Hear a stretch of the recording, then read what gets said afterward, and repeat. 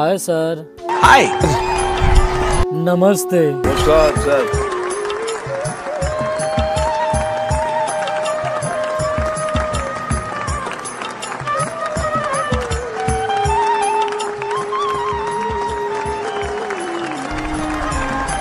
Thank you sir, thank you sir. क्या नाम है आपका? जी सर, मेरा नाम आकाश कुमार है सर। कहाँ से आप? जी मैं बिहार राज्य से आया हूँ और आपसे मैं निवेदन करता हूँ कि आप हमें इंडिया आइडल में गाने का मौका दीजिए। बिल्कुल बिल्कुल।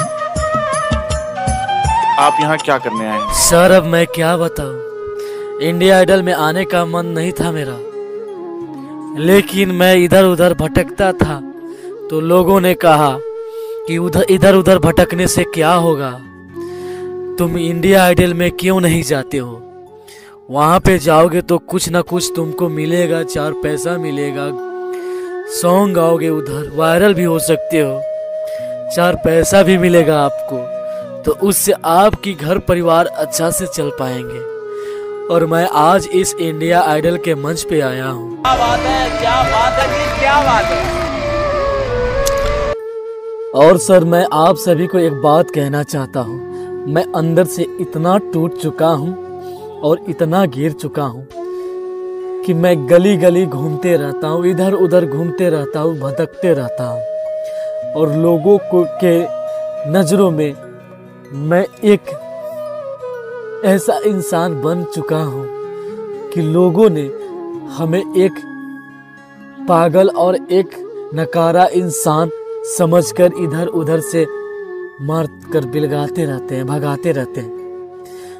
मैं अपनी दुख भरी कहानी किसको सुनाऊं, कहाँ सुनाऊं, बस मैं ऊपर वाला को भी सुनाता हूँ और आज मैं इधर भी सुनाने का मैं प्रयास करता हूँ। आप लोग इस मेरी कहानी को, इस मेरी दुख भरी बात को सुनकर आप भी रो पड़ेंगे। मैं एक गरीब परिवार से भी बिलोंग करता हूँ और मेरा एक छोटा बच्चा था, मेरा छोटा बच्चा अभी तक भी है। उनको मैं बहुत पढ़ाया लिखाया, पढ़ाने लिखाने के बाद उसे बहुत अच्छे से पाले, बहुत बड़े बड़े स्कूल में दाखिल कराए। दाखिल कराने के बाद वो पढ़ते गए, बड़े होते गए। पढ़ने के बाद उनको नौकरी डॉक्टर में लगा, डॉक्टर में लगा। उस दिन भी बहुत हम खुश थे, हर जगह मिठाइयाँ बांटने के बाद मैं अपने बेटे का शादी किया। शादी करने के बाद उनकी जो पत्नी आई, बहुत ही बेकार पत्नी आई। उनके शादी करने के बाद उनकी पत्नी आकर हमारे घर में बहुत ही बदसलूकी हमारे साथ करने लगा। उसके बाद मैं भी उसको इग्नोर करते गया। मैंने भी सोचा कि नया उमंग है, नया उम्र है तो ऐसे हो जाती है, और नया नया शादी है तो मैं कुछ नहीं कह पाया। उसके बाद क्या हुआ कि मेरे बेटे को उनकी पत्नी चढ़ाते गए, कुछ भला बुरा हमारे बारे में कहते गए, और हमारे बेटे ने हमें खाने भी टाइम से नहीं दिया करते थे और हमें घर से बाहर निकाल दिए। क्या हुआ कि मैं इधर उधर भटकने लगा। भटकते भटकते लोगों के नज़र में मैं पागल हो गया, और मेरे बेटे जिन्हें मैं पढ़ाया लिखाया इसी दिन देखने के लिए नहीं, लेकिन हमारा ये दिन आज देखने को मिल रहा है। मेरी बहू, हमने सोचा कि हमारी बेटे का शादी होगा और जो बहू आएगी वो अच्छे तरह से हमारे सेवा करेंगे, क्योंकि हमारा बेटा जब पैदा हुआ तो उसके बाद हमारे बेटे का माँ चल बसी। और उसके बाद मैं ही सोचा कि मैं ही माँ और पिता का प्यार मैं अपने बेटे को दूंगा, लेकिन आज हमारे बेटे ने हमें इस तरह से बेगाना हमको कर दिया कि इस दुनिया में हर माँ बाप को अपने बेटे से विश्वास उठ जाता है कि बेटे को तो मैं जन्म दिया हूँ, लेकिन क्या होगा कि आगे कैसे सलूक करेगा मेरे साथ और क्या नहीं करेंगे। कुछ वक्त बीतते गया और मेरे बेटे ने जॉब पे जाने लगा। जाने के बाद मैं और मेरे बहू घर पे रहने लगे। क्या हुआ कि बहू से कुछ खाना मांगे, उन्होंने इनकार कर दिया। लेकिन क्या मैं बताऊं अपना दुख भरी कहानी अगर अड़ोस पड़ोस में भी बताऊंगा तो उन्होंने हमें मजाक कर कुछ अलग तरह से सोचेंगे, समझेंगे और कुछ भला बुरा कहेंगे, इसलिए अपने घर के बात कहीं और नहीं कह पाता हूँ। और देखिए, मेरी बहू और मेरे बेटे ने घर से बाहर निकाल दिया। उसके बाद देखिए, मैं आज भटकते भटकते इधर उधर भटकते गया। और क्या बताऊं मैम, क्या बताऊं सर। आप तो जानते हैं कि अगर आप के पास कुछ भी नहीं हो तो आपके लिए दुनिया के हर दरवाजे बंद हो जाते हैं, क्योंकि आपके पास अगर पैसा धन दौलत ना हो तो आपके लिए दुनिया वीराना सा लगने लगता है और सब बेगाना सा लगने लगता है। तो मैं थोड़ा बहुत गुनगुनाने लगा, गाने लगा, और गाने के बाद मैं चौक चौराहा पर गाना गाते गया, सुनाते गया। और कुछ लोगों ने तो ये कहा कि भाई आपका गाना इतना अच्छा मुझे लगा, क्यों नहीं आप कहीं ट्राई करते हो। तो मैंने ट्राई करते गया, छोटे मोटे स्टेज से लेकर गांव से स्टेज से लेकर शहरों में गया। शहरों में गाते गाते मैं वायरल हो गया और मैं इस इंडिया आइडल के मंच पे आया हूँ। बहुत लोग बोलते हैं कि इंडिया आइडल के मंच पे कोई भी जाता है तो उसका किस्मत बदल जाता है।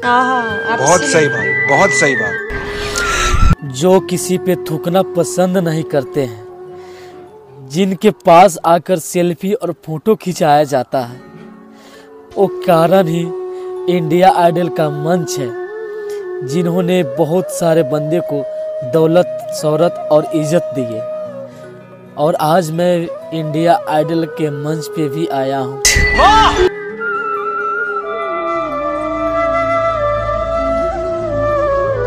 राम रुला दिया तुमने तो।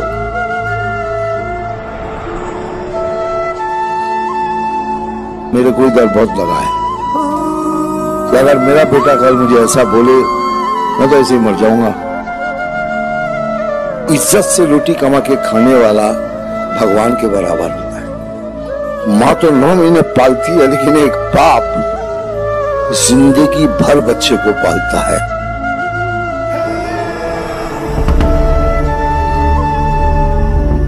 तुम बिहार से आए हो ना, और जो हुनर तुमने दिखाया है, सारे बिहार वालों को बोलता हूँ, अगर गर्व करना है, फख्र करना है तो आकाश जैसे इंसान पे फख्र करो।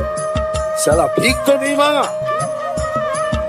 किसी से भीख नहीं मांगी, चोरी नहीं की, डकैती नहीं की, बदनामी नहीं की, किसी के साथ गलत काम नहीं किया। एक हुनर पे खड़ा हुआ, एक हुनरबाज के इस मंच पर। ये पोटली में क्या लाए हैं? इस पोटली में क्या मैडम, कुछ रखे हुए खाने के लिए। जब भूख लगती है ना मैडम जी, तो बहुत बहुत पेट दर्द करता है और बहुत खाने को मन करता है, लेकिन मेरे पास खाना ना होने के कारण होटल वालों ने अगर बचा हुआ खाना फेंकते हैं तो मैं उसे उठाकर इस पोटली में रख लेता जब भूख लगता है तो मैं उसे खाता हूँ। कहीं गलियों गांवों में कुछ मांग कर इस पोटली में रख लेते हैं खाने के लिए। डोंट क्राई बड़ी, डोंट क्राई। मैं सिंपैथी नहीं करूंगा तुम्हारे साथ, क्योंकि एक लड़ाकू आदमी कभी रोता नहीं है। Don't cry. रोना है तो अकेले में रोना और उसको बोलना कि तुझे मजबूर करूंगा। बहुत सच्चे लोग होते हैं ना, मेरा दिल टूट जाता है जब मैं ऐसी कहानियां सुनता हूँ और जब मैं ऐसे परफॉर्मेंसेस देखता हूँ, मुझे ऐसा लगता है कि एक कायनात का एक अपना ही जज सिस्टम है। हर एक इंसान का एक वक्त आ जाता है और हर एक इंसान में आप जैसा हुनर है ना, मैं बस चाहता हूँ वक्त जितनी जल्दी आ जाए उतना ही बेहतर है। लेकिन मैं ये भी बता दूं आपको आकाश कि आपके नाम में आपकी तकदीर है। आप उसी आकाश को छूने वाले हो, उसी आकाश को आप रूल करने वाले हो, क्योंकि ये मंच कोई छोटा मंच नहीं है आकाश। यहाँ सपने साकार होते हैं, पूरा भारत दिखेगा कि एक पेड़ पे लेटा हुआ बंदा कैसे एक बड़े मंच पे आ सकता है, लोगों के दिल जीत सकता है, नाम इज्जत कमा के यहाँ से जा सकता है। सोचा नहीं था मैडम जी कि मेरे जिंदगी में कुछ ऐसा होगा। बहुत दिक्कत होता है मैडम जी जब अपने बेटे को अगर पाल पोस कर उसे पढ़ा कर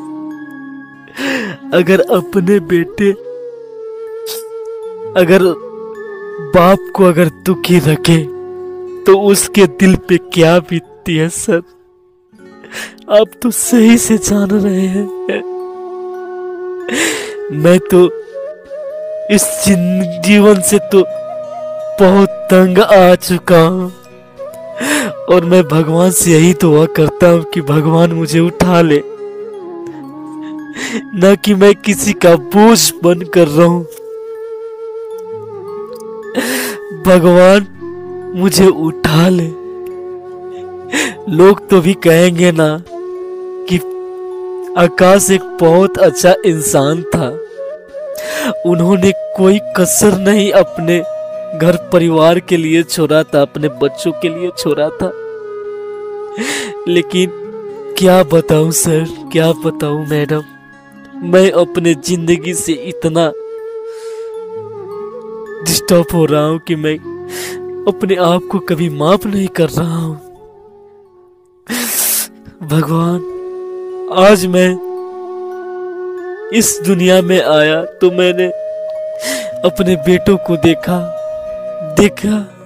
और मैंने बहुत अच्छे बड़े सपने रखे कि मेरा बेटा बड़ा होकर मुझे अच्छे से रखेंगे, पालेंगे, पोसेंगे, जिस तरह से मैं अपने बेटे को पोसा था, बुढ़ापा में काम आएगा।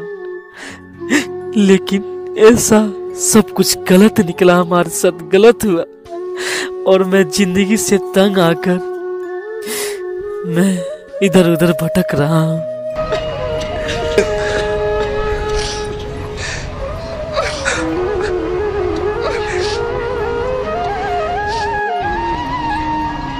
तुमने बहुत सही प्लेटफॉर्म चुना है, बिकॉज इससे बड़ा देश का कोई प्लेटफॉर्म नहीं है। एक कंटेस्टेंट बन के आ रहा हूँ और फिर से वो हिस्ट्री दोबारा क्रिएट कर सकता हूँ, तो हमारा आशीर्वाद, हमारा प्यार तुम्हारे साथ। Thank you sir. तो शब्दों के द्वारा कविता बोलेंगे, गाना गाएंगे, क्या करेंगे? जी सर, मैं गाना अपने स्थिति पे गाना चाहता हूँ और सुनाना चाहता हूँ सभी को। बिल्कुल बिल्कुल। आज मैं ये गाना इस मंच पे सुनाऊंगा।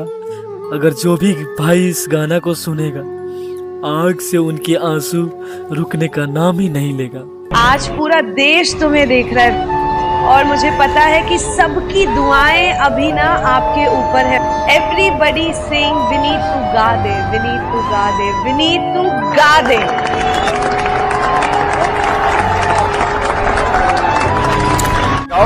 तोड़ दो। जय माता दी, लेट्स रॉक।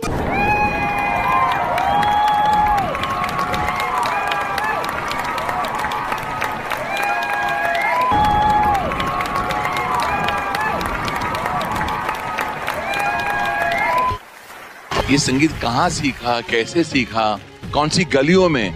क्या तुम्हारी आवाज में प्यूरिटी है, क्या सादगी है, क्या मासूमियत है? कुछ ऐसी झलकियां तुम्हारी आवाज में जो इस हिंदुस्तान को हिला देंगी। और मेरा दावा है, कौन इंडियन आइडल बनेगा पता नहीं, लेकिन इंडियन आइडल 11 तो बन चुका है तुम्हारी आवाज। इसका मतलब पता है क्या है? सनी, तुम थिएटर